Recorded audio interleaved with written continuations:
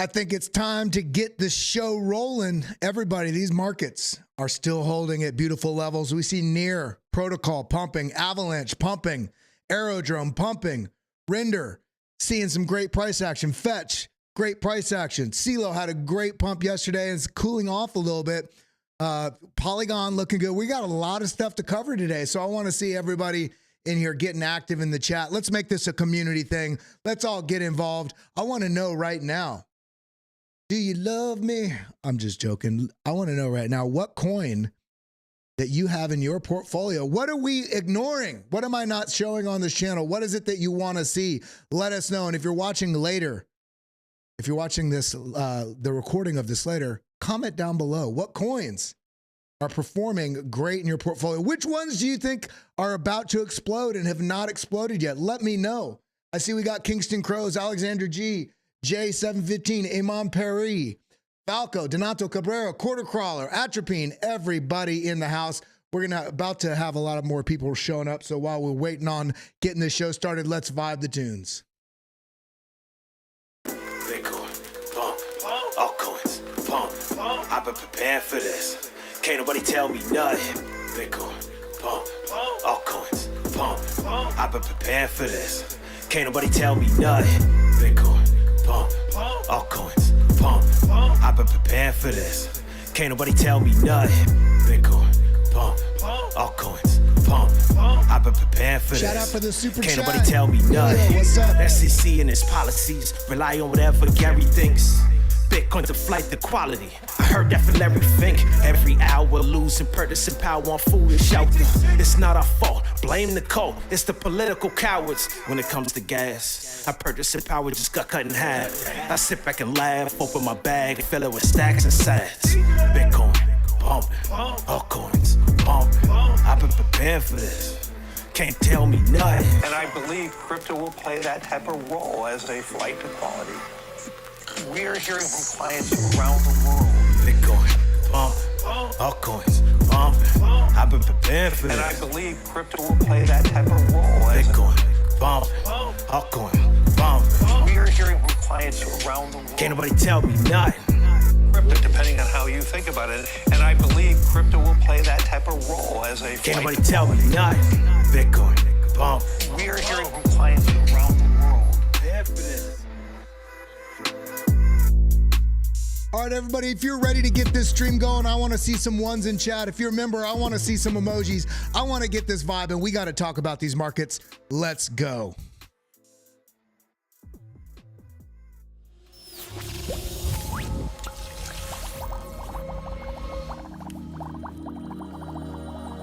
Good day, good afternoon, good evening, wherever you're tuned in from. We got some stuff to talk about today. Markets are flopping about both up and down depending on which coins you're holding. We see Chlor down, CeeLo down, but remember it had a huge pump yesterday. Stoblox down, Seer Network down, Filecoin down, but we see a lot of great coins pumping as well. Aerodrome being, and this is of course on my watch list, all of these, every coin on this list, but we're seeing Aerodrome still making runs to the upside. I think we got into Aero. Let's come over here and look at it. Aerodrome. Let's get down. Where are we at? AE, right? Boom. Where did we get? Actually, let's do it right here. Where did we get in on Aero when I shared it with you all? We got into it right here in the middle of a bull flag at 23-cent mark. I hope some of you guys made that decision as well. Of course, I can't tell you to buy or sell anything. I can just let you know what I'm doing, and you can make that decision for yourself. But not only Aero, we also see Near Protocol, not only north of $7, but all the way up here into the $7.54, $7.55 mark. Doing so well. This was like much further down in my allocations in my portfolio, but it's grown so dramatically. I think it's number 2 in terms of how much is held in there. Cardano kind of trading a little bit flat in this region, but we do see this fake out to the downside and then coming back up. We also could draw a bit of a trend line right in through here. Somewhere is that we're going to be watching somewhere in this region here. And we have this order block directly above us. Are we about to break free? I do think the market's about to start seeing some significant rippage to the upside. So hit that like button if you like hearing that. Now, Avalanche also performing well. Remember, not so long ago, go out to the 3-day chart. not so long ago, it was down here at $8. I think it got as low as about, $8, $7, $8, $9. And look at this giant cup and handle.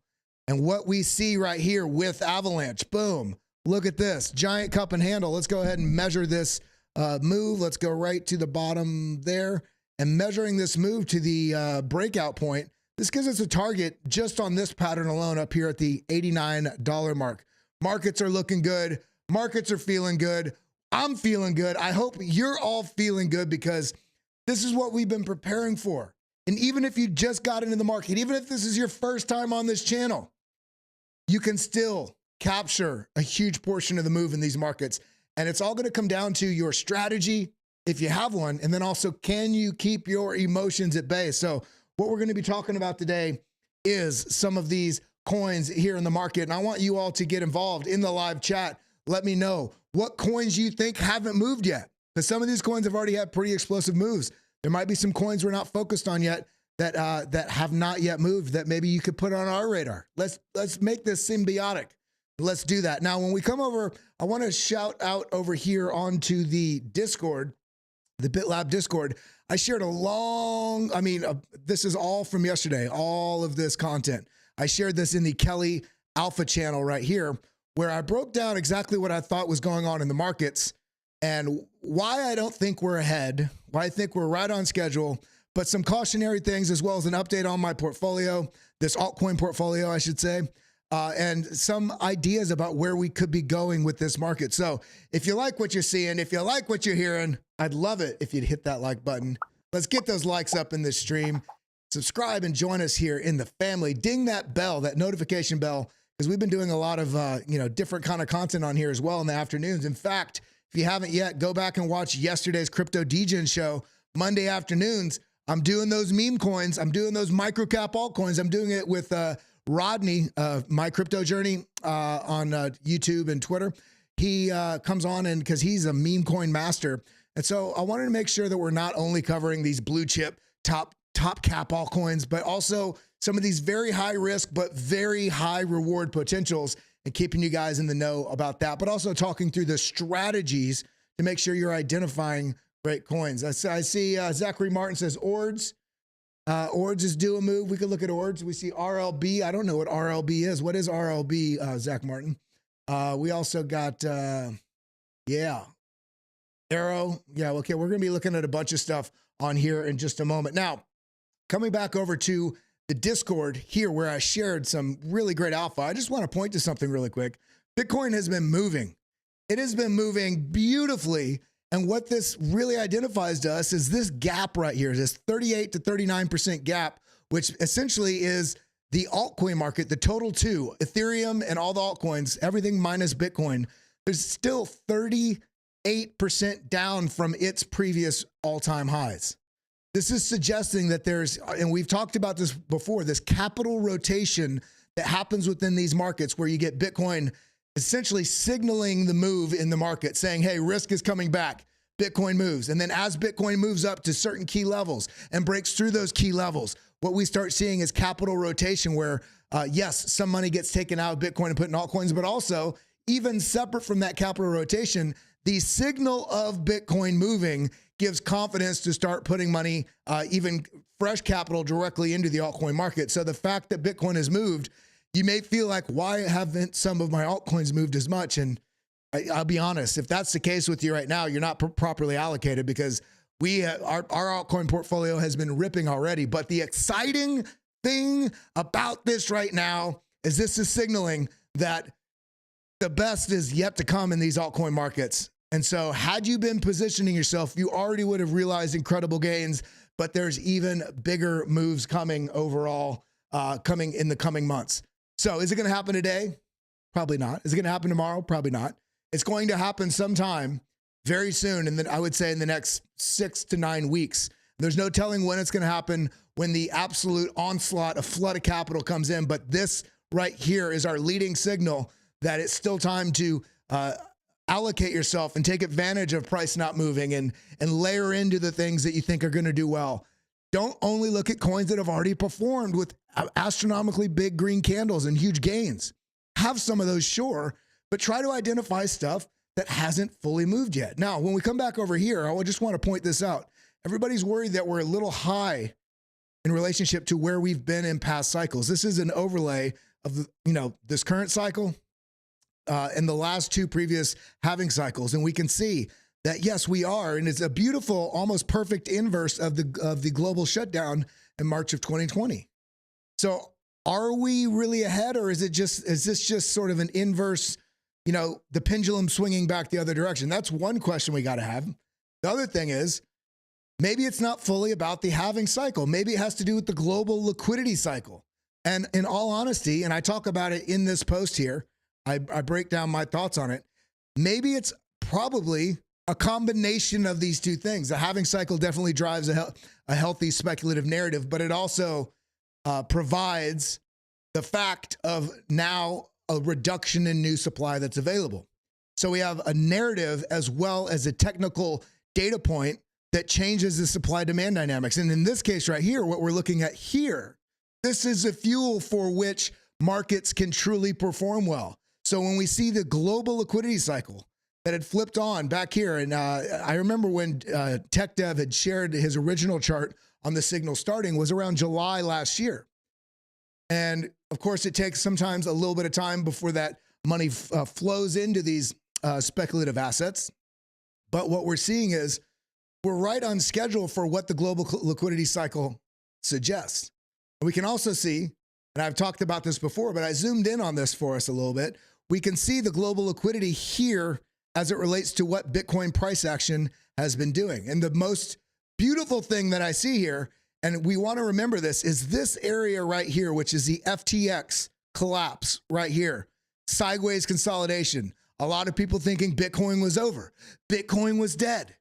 If you were confident that Bitcoin was not dead, and it should be every single one of you, throw a 1 in chat, because this is one of those things. This, looking at these past circumstances for price action and what was going on, and looking back, historical analysis at that data will give you fodder, will give you strength to start reading these types of signals in future bear markets to help identify where those buying opportunities are. Because this, obviously, the sell-off, the final capitulation of all this cascading failures we had throughout 2022. This was the final boss if you're playing a game.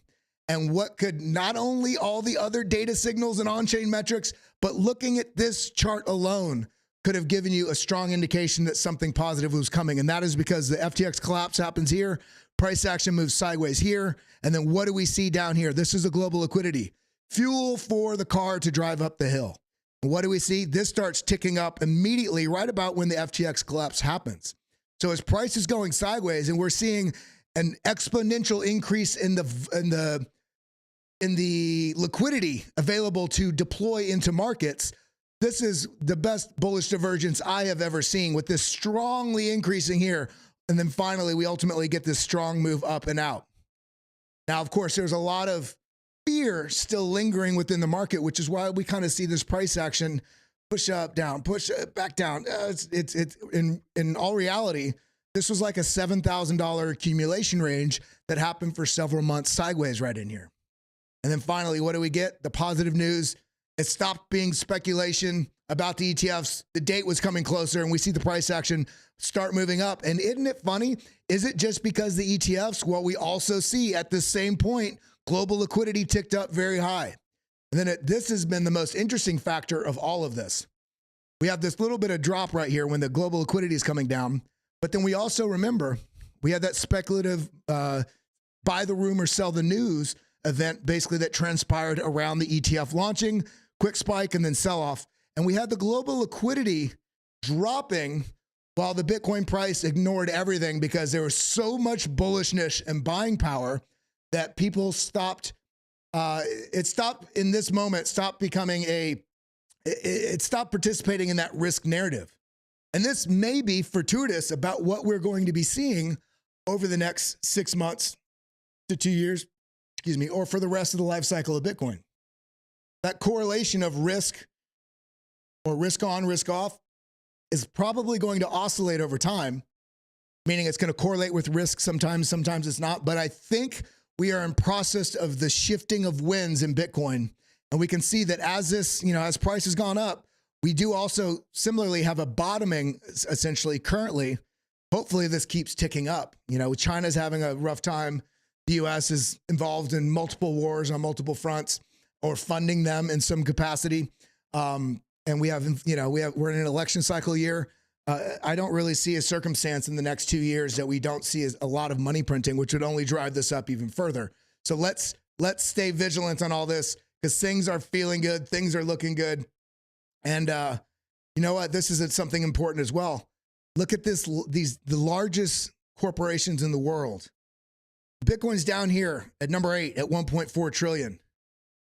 I expect that Bitcoin can get to at least $3 trillion, which is only essentially a 2x from here, a little bit over a 2x. I expect that Bitcoin will outperform a 2x from where our current numbers are. And a 2x from here would be roughly $150,000. Just getting over 3.1 trillion gets us into the number 2 spot in the largest assets in the world. So where do you think, I'm asking each and every one of you right now, where do you think Bitcoin is going to be on this list in March of 2025? I expect it'll be at minimum number 4, but somewhere between the 2 and the second and the 4th spot on here, representing a huge gain in market cap valuation of Bitcoin over time. And that's going to also be represented by a huge number of people coming in to the market. And we're already seeing great flows on this. So let's continue talking about what we want to talk about. Today's thumbnail and title is basically centered on this right here. We forget this because we're talking about this every day, but this is so important. We have seen $11 billion in outflows that have been sold, and we've seen price rise in that time to eclipse over $72,000. So in the face of $11 billion sell pressure, we have seen a gain of about 40% in price action over the last 2 months. If this doesn't make you bullish, I mean, let me say this again. $11 billion worth of Bitcoin sold, outflows in the last 2 months. And we've seen price steadily rise over 40%, up above $72,000. Regardless of the net flow, inflow, outflow, ETFs, consider the fact that $11 billion was dropped on the market and the price has only gone up. That screams demand for this market. That screams an incredibly bullish future for what's to come, because I don't see a lot of places we're going to be getting $11 billion worth of sell pressure in the near future, especially with where we're at in this market cycle. So if you want to know more about this, follow for more, join us in our community. I love you guys. Let's go ahead and talk about how we can take advantage of these charts, because we got some really big things we want to talk about today. This is those numbers. I mean, we're seeing, look at this. We've got BlackRock themselves have over 203,000 Bitcoin. Right now they have a little bit under it, but yeah, 203,000 Bitcoin, 127,000 in Fidelity. Essentially, look at this, 808,000 Bitcoin already held between all the different ETFs that are out there. Remember, there's only ever going to be 21 million. So once they hit that million mark, 1.2 million or something, that's already 5% of the supply. That's pretty incredible. That shows appetite. Now, when we come back over here, we are seeing a huge amount of capital flow, and I'm about to break down some charts for you all and talk about the levels we want to look at. But the question we need to have right now when we are looking at these prices is, what does the data suggest about the likelihood of holding this level, and also the desire, the buying desire and lack of selling desire to sustain this level and potentially push it higher? Or are there signals that weakness is coming in and we may be selling off? So that is the question we need to address right now. Huge capital inflows. Okay, what does this look like comparatively with previous cycles? Well, we had a huge capital inflow right here very early in the cycle. And if we've done this TA with you all here on the stream before, but large increase in price. It was 100 and something percent here, and then a 45% sell off, and another 100 something percent, another 40% sell off each time this capital flow got this high. Similarly right here, $3,100 up to 14,000. And then we had a 50% to this point and a 74% to this point. This was the Black Swan event. Point being is we're getting in this point right now with capital flow, and everybody wants to know, is this time different? Well, it is. Every time is different. But is there going to be the true lack of selling that we want, that we desire as a bull, that doesn't give us large pullbacks? Maybe. But I do want to just note that if we've seen this all previous times we've gotten up to these levels, we have seen some sort of sell-off. It just puts it on my, puts it in my lens for which to potentially be prepared for it and see if there's other agreeing signals or more bullish signals that are discrediting a potential sell-off like we've seen when we've gotten these spikes in capital flow. Now, what are the altcoins doing? Well, we've talked about this chart before.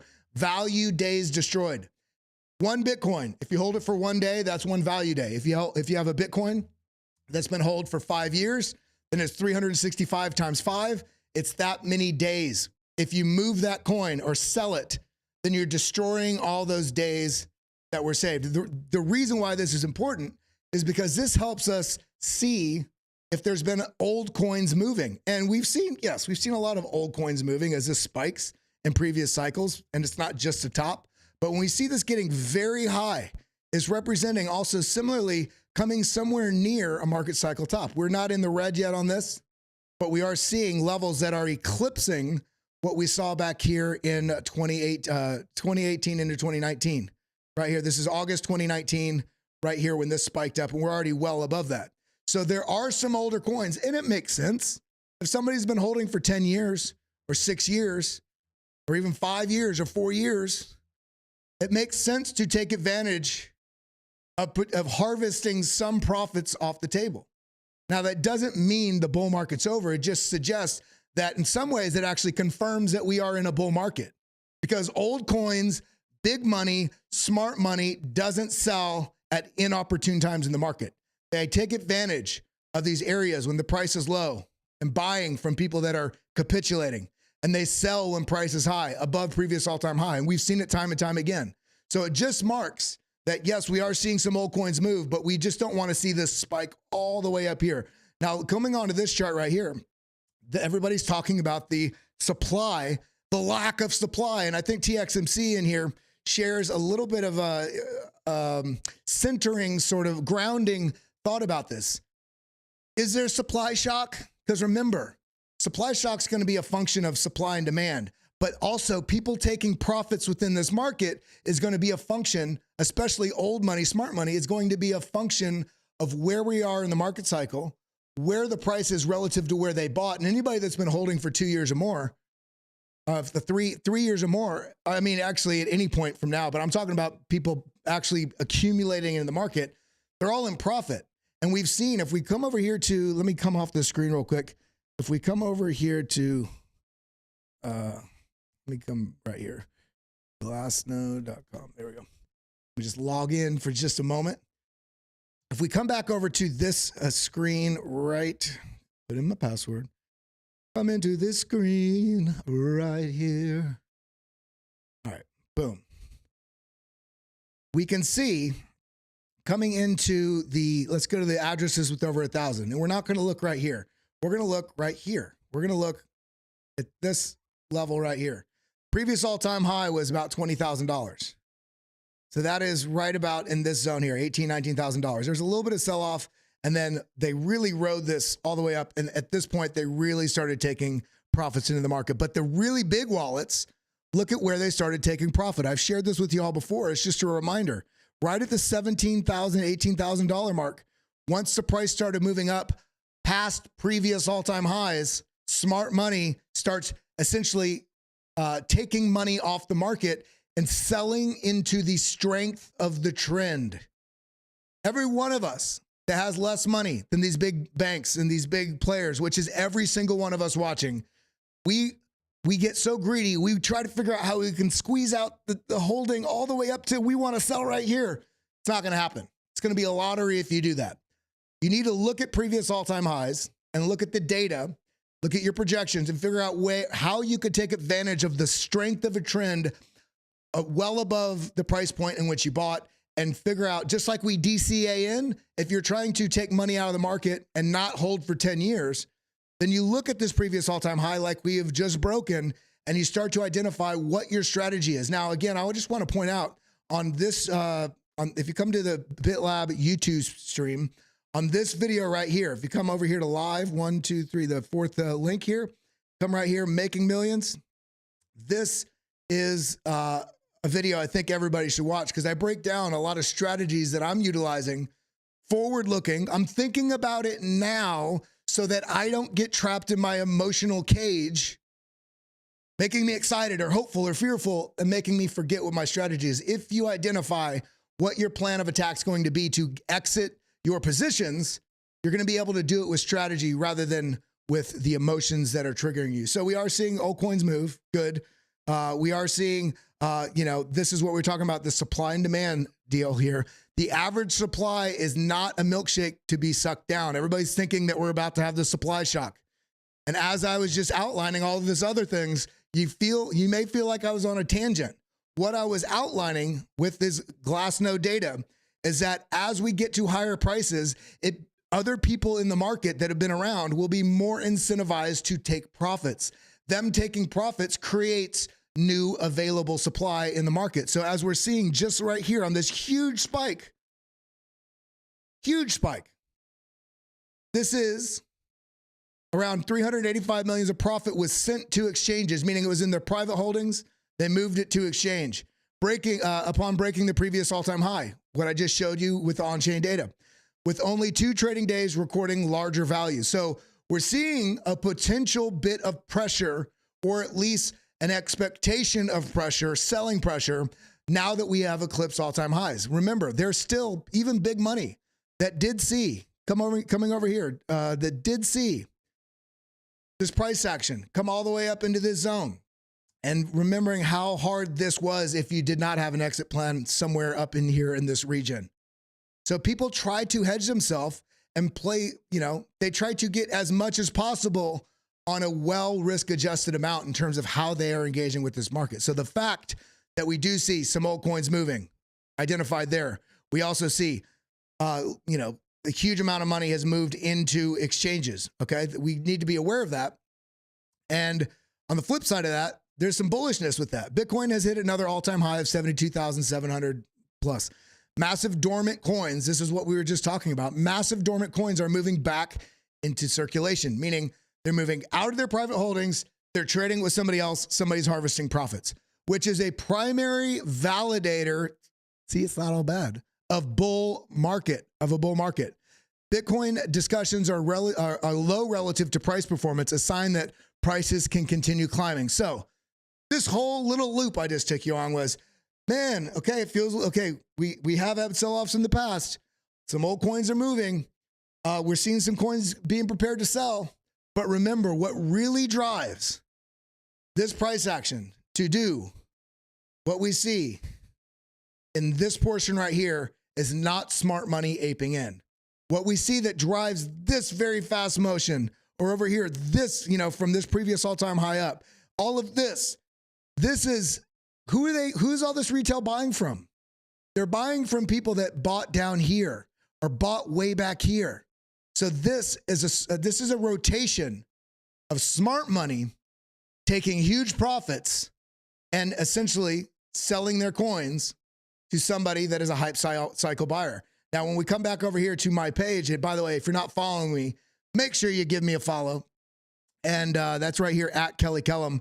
But I talk about it on this chart where I talk about the types of emotions that people, or emotions or data. Buying up here is emotion, buying down here is data. So do not be a hype cycle buyer. See this? I have this outlined. The smart money take profit zone from the previous all-time high. And then, the last sort of ditch in here, this is where those 1,000 plus addresses were taking profit. And then you see and then up here, then we have this drop, and then we have a bit of a sucker's rally. Sucker's rally, you want to catch it before it goes back up because you're ignoring the market cycle that Bitcoin is in. And similarly, we're going to be seeing this on this next cycle. So let's just keep our heads about us about what we want to do. So now, even if we got a couple other great things to share, even though some of those smart monies are going to be taking profit, we have such a flood of people that are on the sidelines that some of them don't even know it yet. We are going to see a flood of money coming in. I do think I do believe that there's a little bit of a reduction in the hype that's around $70,000 because we have broken previous all-time high. In previous cycles, that was astronomical. But we've done this several times now, and it doesn't seem so impossible for price to be at this level. I think somewhere between the $80,000 to $100,000 range, we are going to get another sort of hype cycle. In fact, I think in this cycle, we are going to get something that looks a little bit something. Let me go ahead and I think we're going to get something that looks a little bit like this in this cycle. Yeah, now this was back in 2013, but I think we are going to get a run up regardless of where it is in relationship to the halving.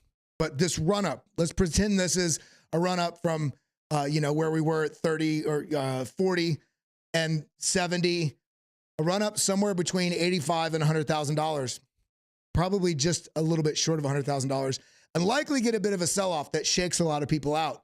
But it's going to be a lot of hype in this zone because once we get above that $80,000, $85,000 mark, that's when I think people are going to really be waking up, the retail and institutions. And think about this. It is going to be a badge of honor in a few years to say, I bought under $100,000. Some people right now feel like the Bitcoin price is high at 72. And I'm here to tell you, the price is going to go so much higher over this next decade. And we're forgetting to see the forest for the trees because Bitcoin is a different type of asset than our stocks, than our dividend, than IRAs, blah. It's a fiat. It's nothing like any of those things. And I think as the world is waking up to this, we will likely get that run up to 100, a bit of a sell-off, maybe even more than that 20% that we've had this whole cycle so far, maybe in the 35 or 40%. Maybe we move from, $96,000 down to 61. But that's ultimately going to be represented like this. And then we'll get another absolutely huge drive up. Because remember, we have institutions involved now. We have fair value accounting for corporate treasuries and basically corporate entities, meaning it makes it a lot easier for them to hold. They don't have to, I don't want to go into what all the dynamics on that are. But then also the distrust of governments worldwide. So where we're at right now, coming back over into this from On-Chain College, we are still so early in this cycle. Looking at a confluence of metrics, it's pretty clear we're just getting started. It's going to be a wild ride. So what we're seeing here is basically an aggregate collection of multiple different charts from the SOPR, the spent output profit ratio, the Puel multiple, which has to do with mining profitability, the world reserve risk condition, one of my favorite on-chain metrics, market value to realized value. We got all kind of different signals basically aggregated into this. And look at how high up this is before this starts to flash. And if we look at where this is, 2017, about halfway through 2017, let's see what this, so this is, okay, we can look over here. So it's about $1,100, $1,200. And remember what the top was in this cycle? About $19,000 something dollars. That's still almost a 10X or more from here to here. Now, of course, we're probably not going to get that type of X factor on this current cycle. But the point being, in terms of a relative basis, there was still huge growth, even though we are so far up on this parabola already. This is when post previous all-time high is when the PR machine goes into full force and everybody becomes aware of this. And everybody's talking about it and everybody's trying to figure out how to buy. We've already seen Coinbase app on Apple jump from like 450 ranked all the way up into I think it's like 35 or something, meaning people's awareness and desire, the demand to figure out how to buy Bitcoin just by looking at that metric for where Coinbase ranks in terms of popularity on the App Store. This is where we're at right now. Boom. Similarly, we see this also right here, right when this is even before we were breaking above previous all-time high. This is about 13,000, 9 to 13,000 in here. And this is when this started to flash.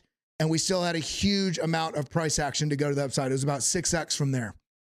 Similarly, we're just getting this first bar is starting to move up right here. We've got a lot of room to go, a lot of room to grow, and I am ready for it. Now, in the event that we do have a sell-off, because we will have one, I am a bull. Let me see everybody that's in the room right now. You must be bullish in some capacity. Some people may be bearish. But are you okay if the price drops from here? Does it scare you? And it's okay if it does. Let's be honest with ourselves.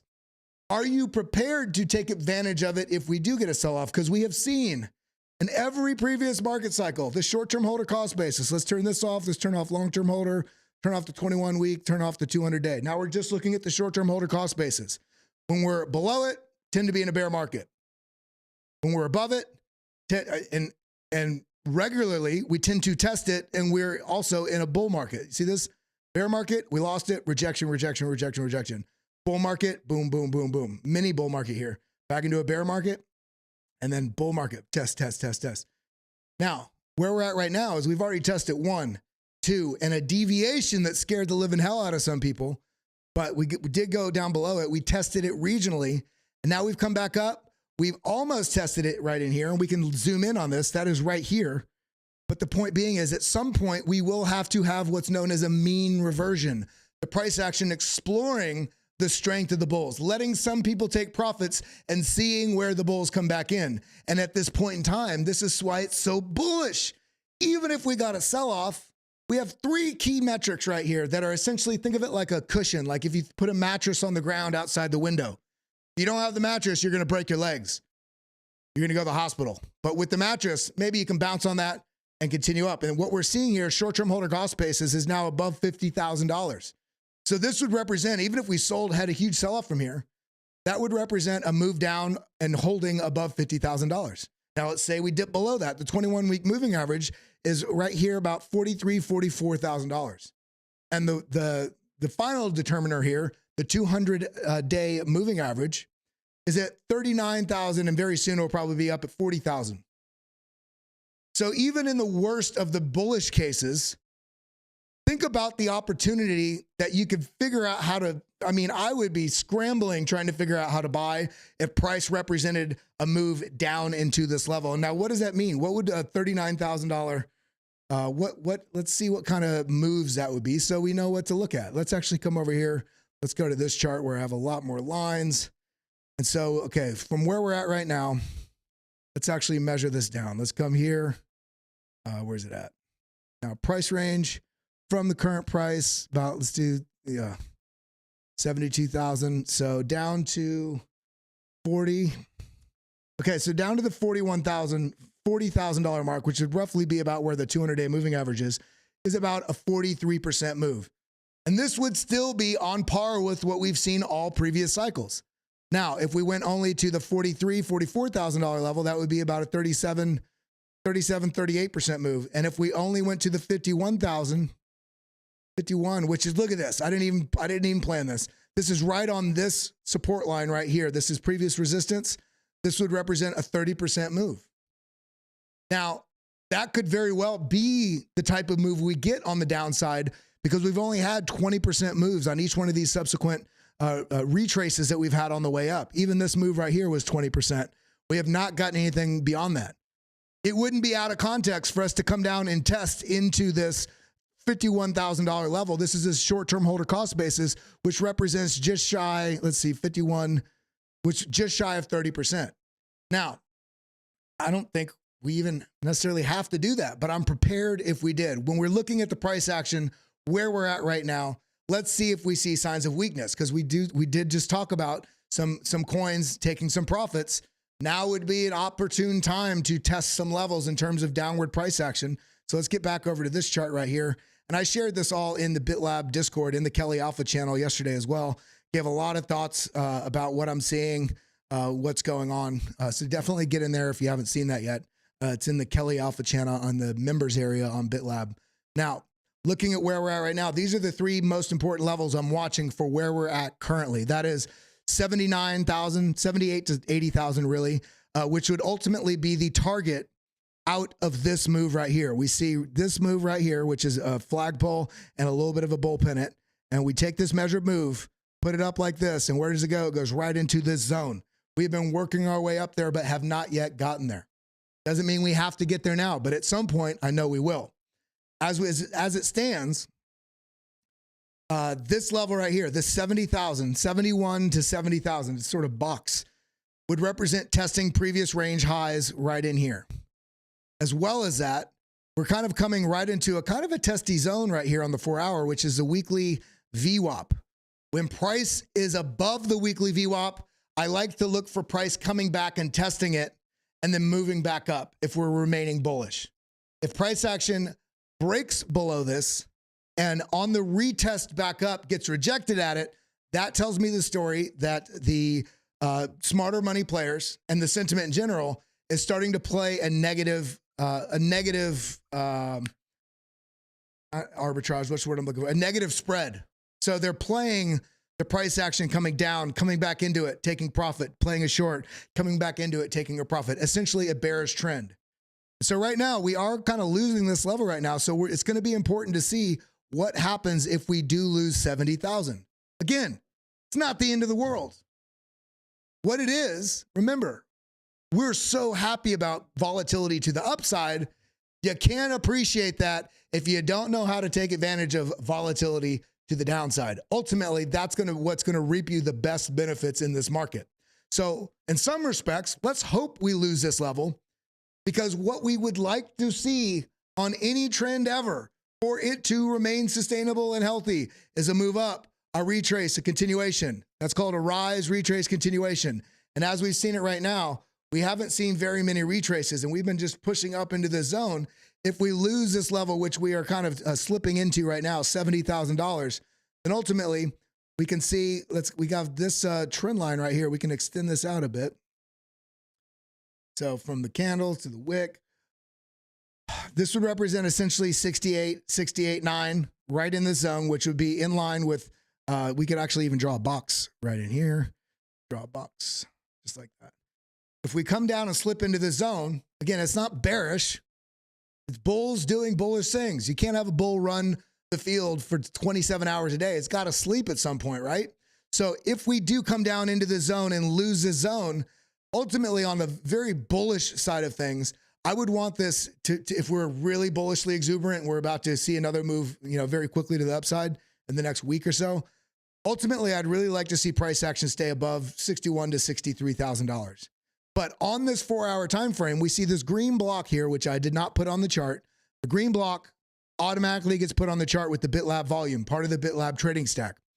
This is representing order book interest, price level at which a lot of orders entered the order books. And so this would be a very healthy move if we did lose this, come down, test into this zone, which is also this sort of previous range consolidation. And look at this test down into the zone. So if we test here, the question is going to be, remember, I talk about this all the time. If you get a new lower low, which on this sort of move right here, it would be, we want to see if this tests into here, we do not want to have a lower high, because that's the establishment of a new, basically midterm downtrend. So every bit of your analysis needs to adapt on a daily basis. Have a macro view about what's going on and be able to be adaptable on the midterm so you could take advantage of if price does come down into this level. Now, remember, if we lose that level, we have the short-term holder cost basis and all this sort of stuff, which is actually right about where this order block is of this previous range. So we could put a box right in here. What's in the box? Profits and opportunity, baby. That's what's in the box. And look at this. We have an volume spike right here at this price level too, here on the BitLab volume. So ultimately, do not look at this. Do not go on YouTube streams and look at a price like this and say, oh my God, Bitcoin's dumping. No, Bitcoin is doing necessary things. It's moving up. Is this a dump? No, it's a reset.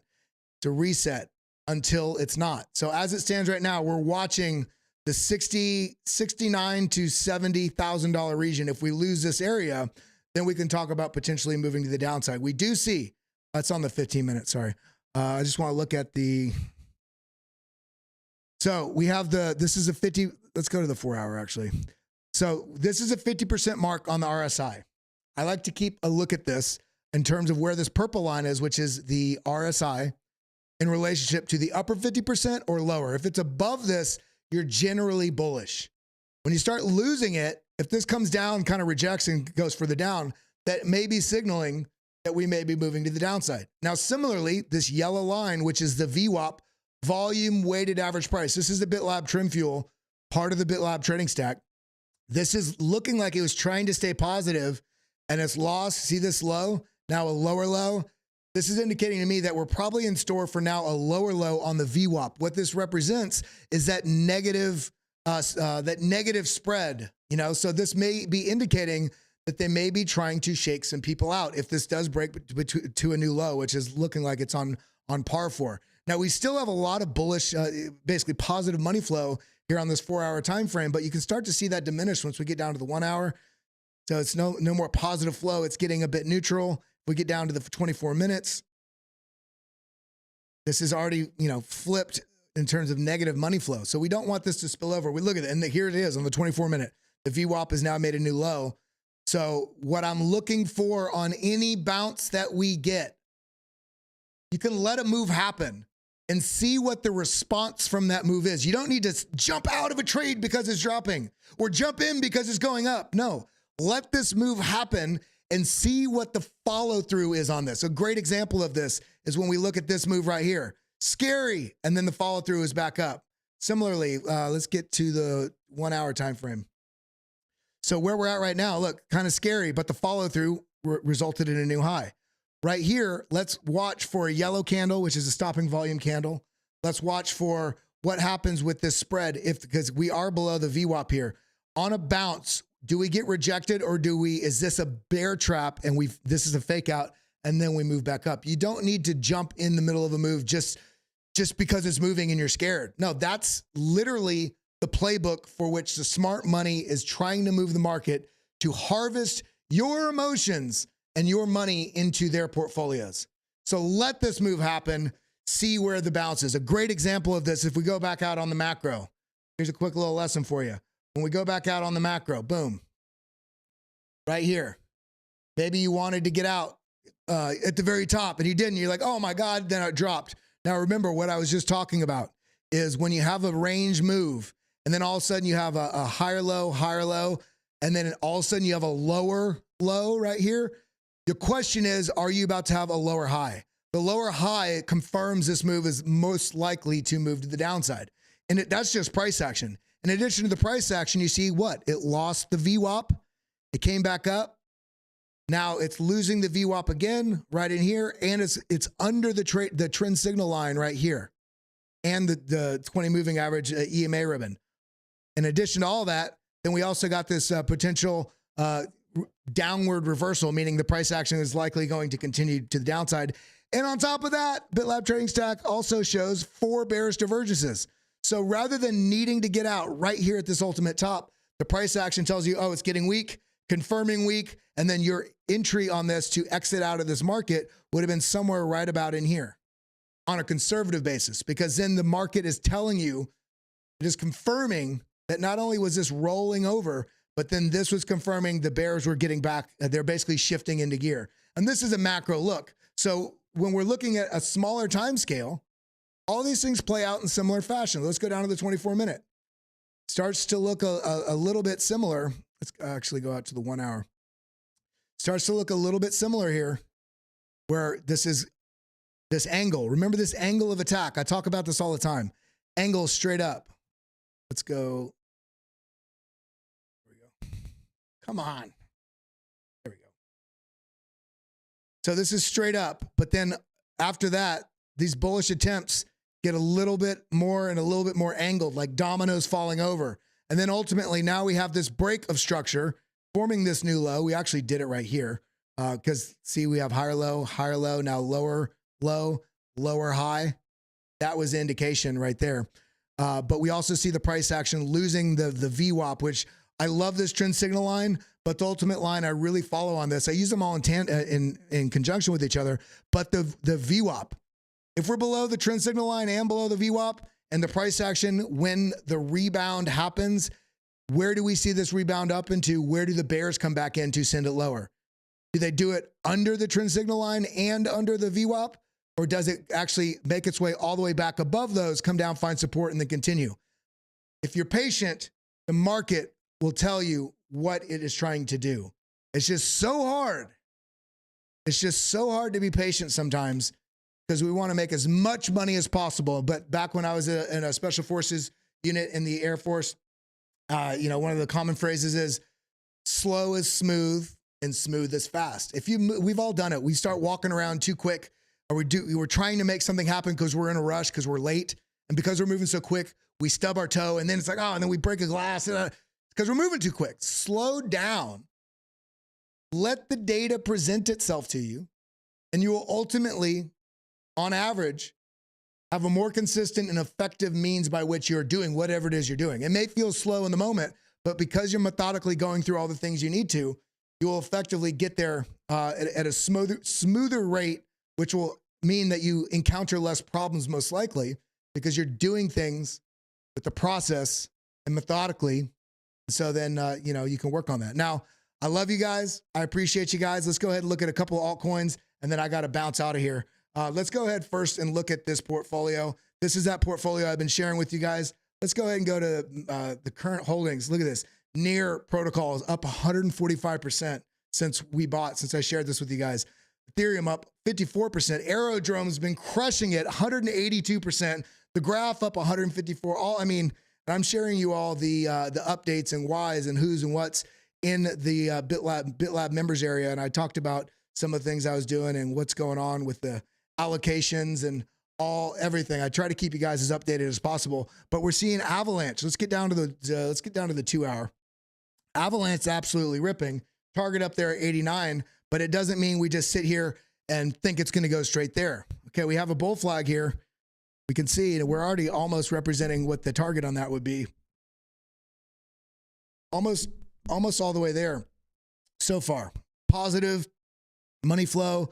The momentum wave's up, but we are getting a little bit of bearish divergence on the RSI. What do I mean? See this level right here, purple line, these two tops, higher, lower.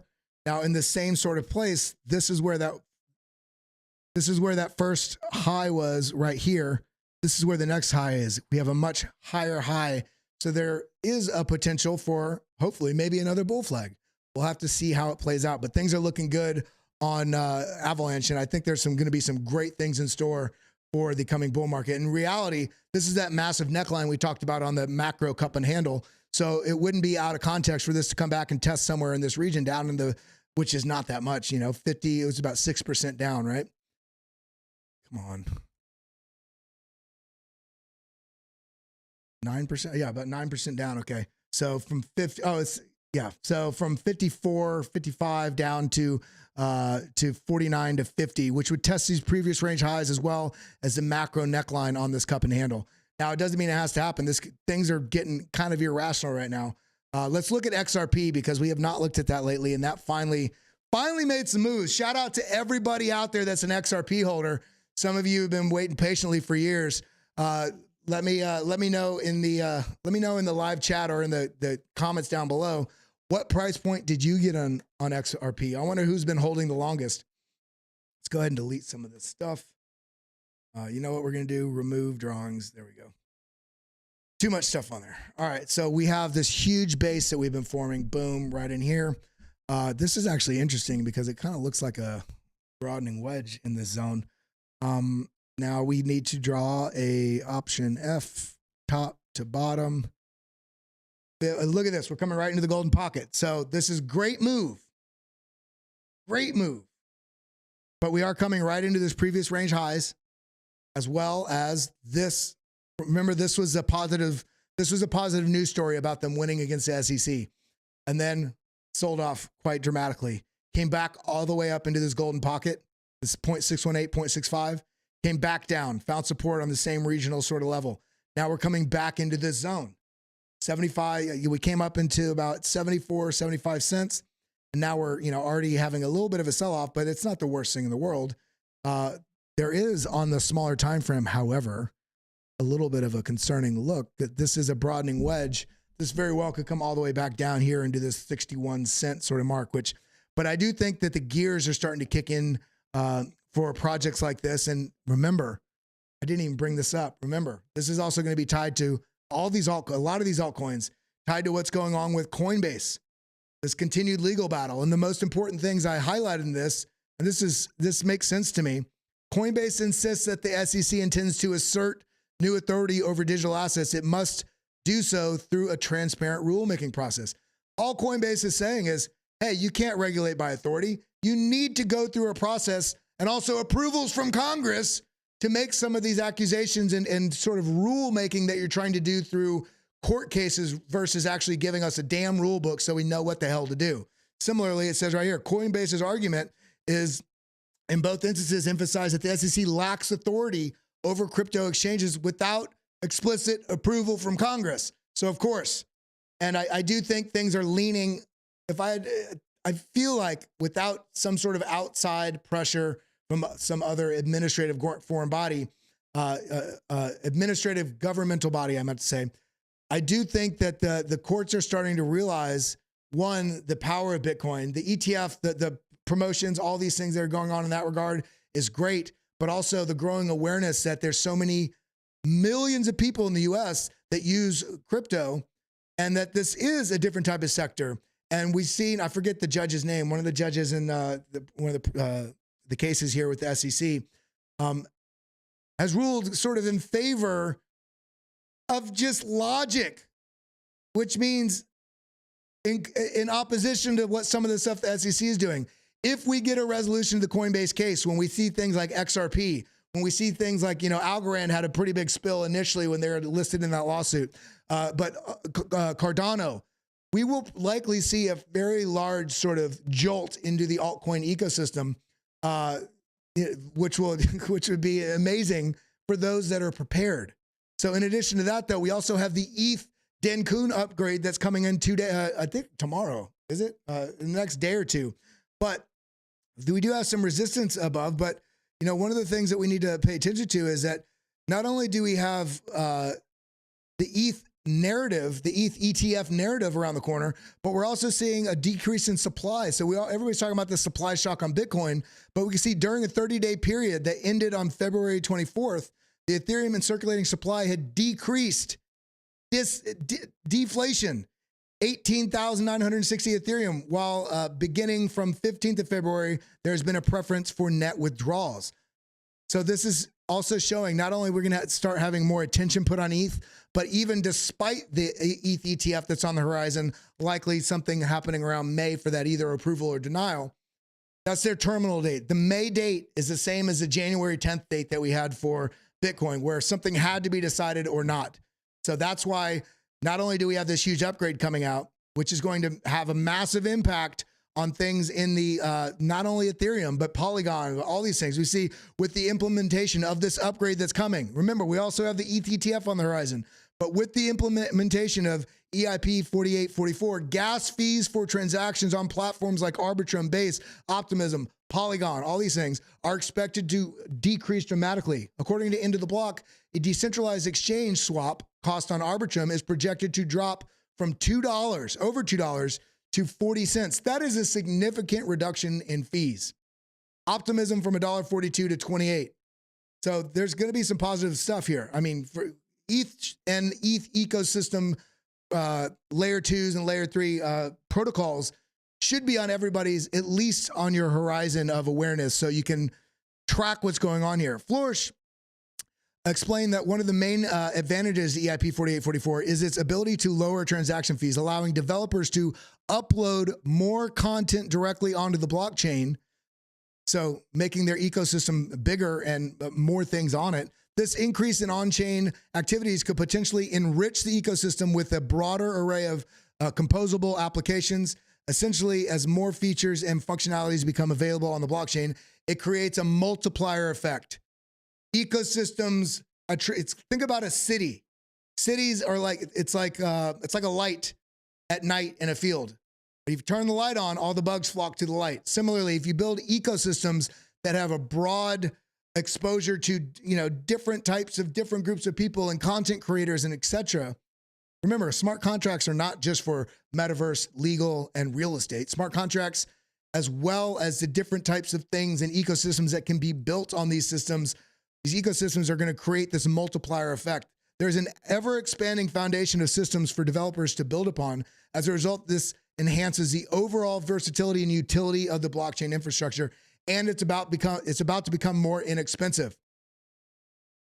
and we have the ETH ETF on the horizon. So things are looking good. I mean, I'm bullish as I could be. Coming back over here, let's look at, I mean, Aerodrome's just been ripping.